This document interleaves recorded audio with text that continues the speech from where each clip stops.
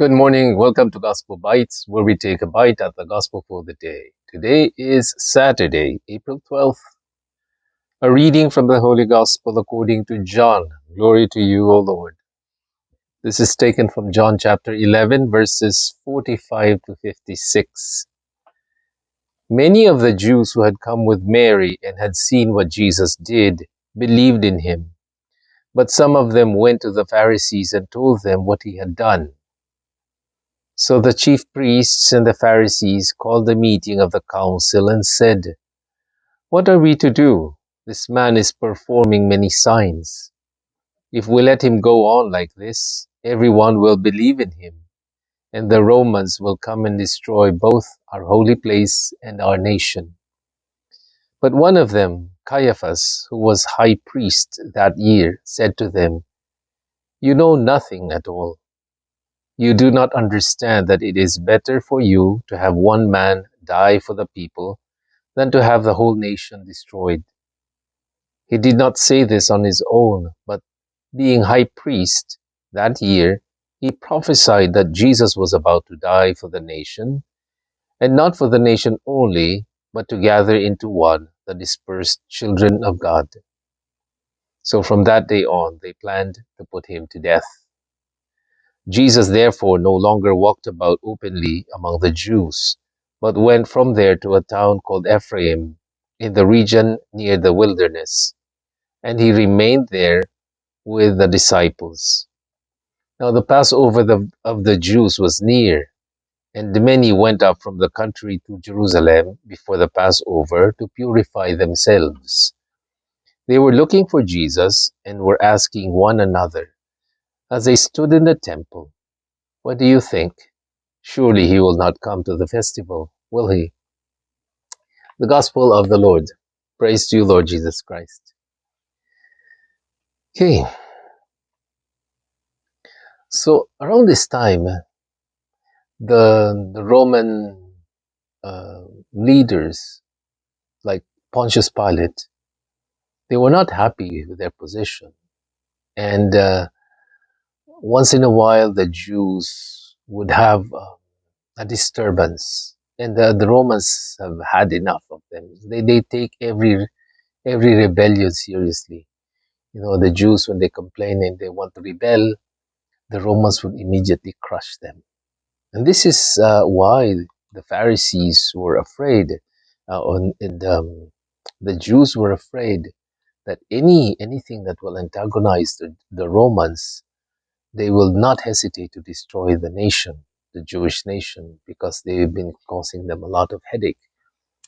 And so they thought, well, if people are believing Jesus, he's going to have a huge following that will make the Romans suspicious.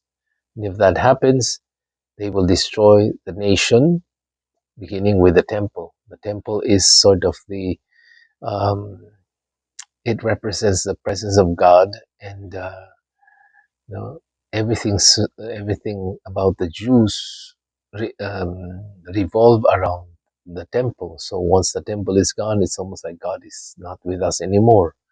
So it would destroy their nation.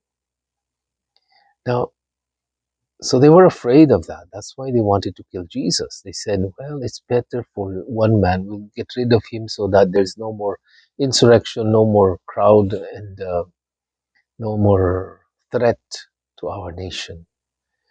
And the high priest Caiaphas said that, well, I guess it's better for one man to die than the whole nation. Now, here, he was just thinking that it was more of a plot. Okay, let's do this. Let's get rid of him. But being a high priest for that year, because you only can be a high priest for 1 year, for a year, and they draw lots for that, so you don't get to be a high priest every month or every other month. You know? Sometimes you could be a priest and never become a high priest all your life or for years. So the high priest is the person who is the head who offers sacrifices. And just like Zechariah, the father of John the Baptist, he was high priest when the angel appeared to him. So God manifests himself through the high priest. And this man, Caiaphas, although he didn't know it, he thought he was just plotting against Jesus. He was actually prophesying. God was actually speaking through him that, yes, no, Jesus is going to die uh, to save the nation. This is one man who's going to die for the whole of Jerusalem. And not just Jerusalem, not just the Jewish nation, but the whole world. So here we see that even when you have sinful men, God can still use them. God still um, respects the fact that He appointed these high priests, and so that office, the effectivity of the office, does not depend on the holiness of the man. Rather, it is in the office itself. It's like a priest.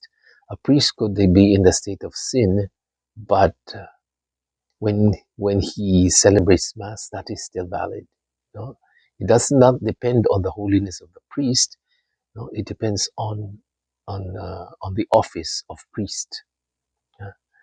In confession, even if he is a sinful man, he can still forgive, no? Because God uses that person, that man. And sometimes we think that we have to be perfectly holy in order for God to send us. No, God calls people. They may or may not be good, but if He decides to speak through a person, then we just need to listen. We have to discern the message of God. That's why the voice of God is not limited to a certain people. It's not just towards the priests, but to all of us. But certainly He had called people into certain offices so that there's the office of teaching and preaching, prophecy, and so these are all gifts from God, and He works and manifests through them. Uh, whenever I preach, and I know I'm very much aware of my sinfulness and my lowliness, but I ask God, Lord, do not let me stand between you and your people. If you want to let them know something, don't let my sins, don't let my feebleness get in the way. You can use me, and I don't mind. As long as your message comes through. Uh, So I think that's the important thing, that we recognize that God speaks through people like us, and it could be you and me, and so let us just be discerning, because God is with us all the time, and He speaks to us in many ways. Just open your heart to the Lord. I'm Father Jerry Sembrano for another edition of Gospel Bites. God bless you. Have a nice day.